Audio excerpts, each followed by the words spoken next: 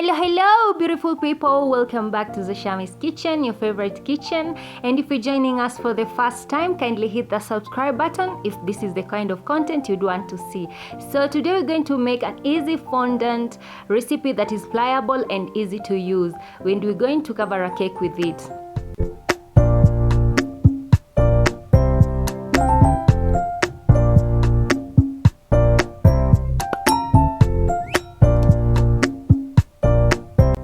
So let's get started with our ingredients. First of all, you will need a sieve because we have to sieve our icing sugar and icing sugar, 500 grams of icing sugar. You can use any brand that you like. And then we sieve that to remove any lumps from your icing sugar. You'll also need Tylose powder, 1 teaspoon, which is the CMC powder. Mix that with our icing sugar and our dry ingredients is ready. You will need a bowl that can be used on double boiler, and then water cup, gelatin powder 1 tablespoon. Sprinkle that and allow it to rest. Don't just pour it, sprinkle it on top of the water and set it aside and allow it to bloom. So our gelatin has already bloomed and it is ready. When you turn, it won't pour out. That's when you know it's ready. So place gelatin mixture on a double boiler and let it melt slowly. So you give it a little bit of time. And then glucose syrup, we add there glucose syrup 1 tablespoon. Slowly it will melt and mix with our gelatin mixture.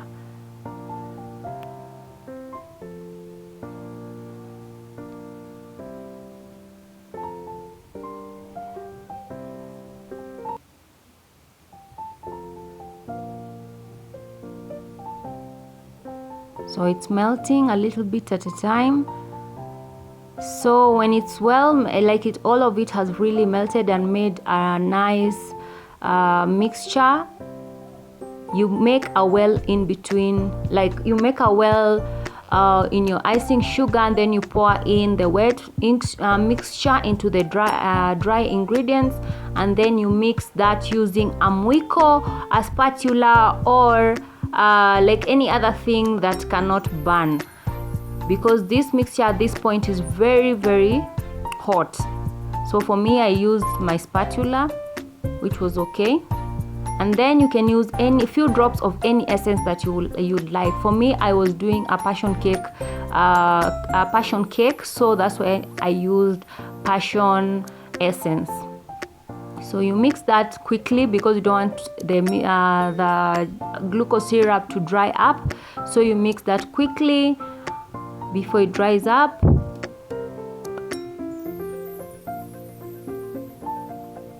Slowly you'll see it forming a very nice dough. So at this point, I wanted to start using my hands because the mixture has already cooled down and it's easy on the hands. So you use your clean hands to do this. It's easier.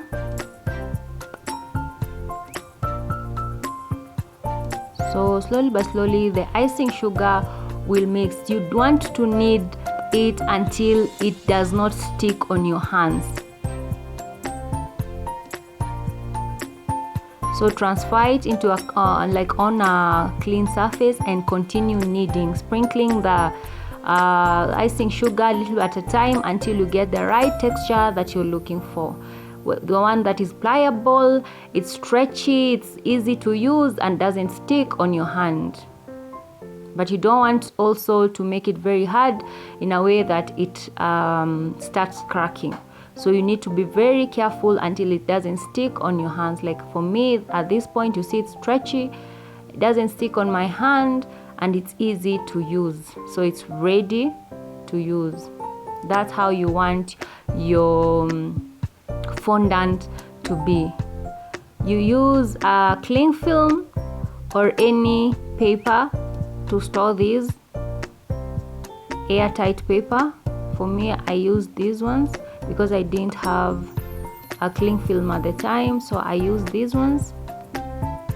You can always use whatever you have around the house, as long as it's airtight and doesn't like make the fondant to dry up. So our fondant is ready to be used.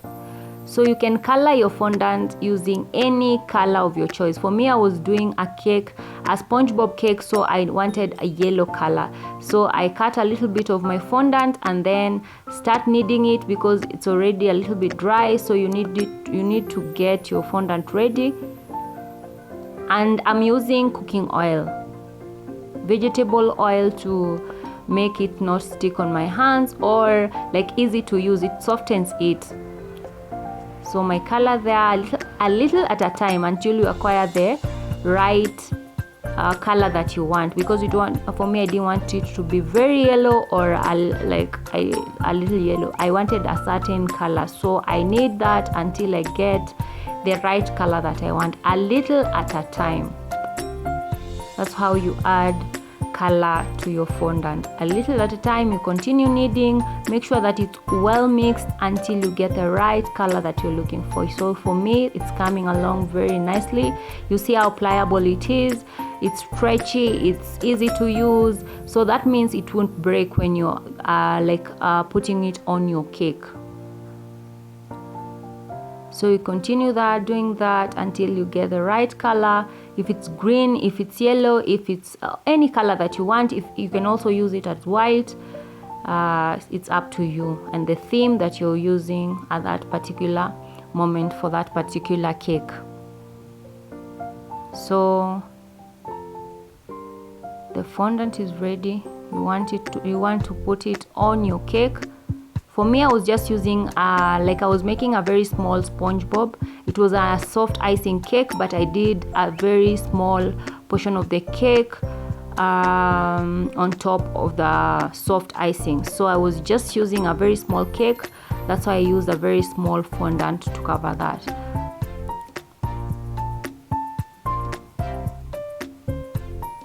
So for me, as you can see, when I was stretching my cake, I used there were bubbles, so I was popping those bubbles as I go, and then you continue rolling your fondant.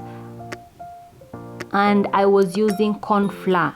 Don't use icing sugar, use corn flour. The icing sugar will dry up your cake. Use corn flour. It is easy to use, and then it is also to dust after you've put your fondant on your cake. It's easy to dust the corn flour off. So there goes my small cake. Now it's time to cover it up. There's a full video of how I did the whole entire cake, so you can check that up. I'll upload it in a day or two. So this is just the small portion of cake that I was using fondant on. So I didn't put the entire cake, how I did the entire cake. It was a passion cake, so there is a passion cake video tutorial, and that's where I did the entire cake decoration, and from baking from scratch, from baking the passion cake until when I covered it. And there goes my beautiful SpongeBob themed passion cake. Thanks for watching, and kindly don't forget to hit that subscribe button.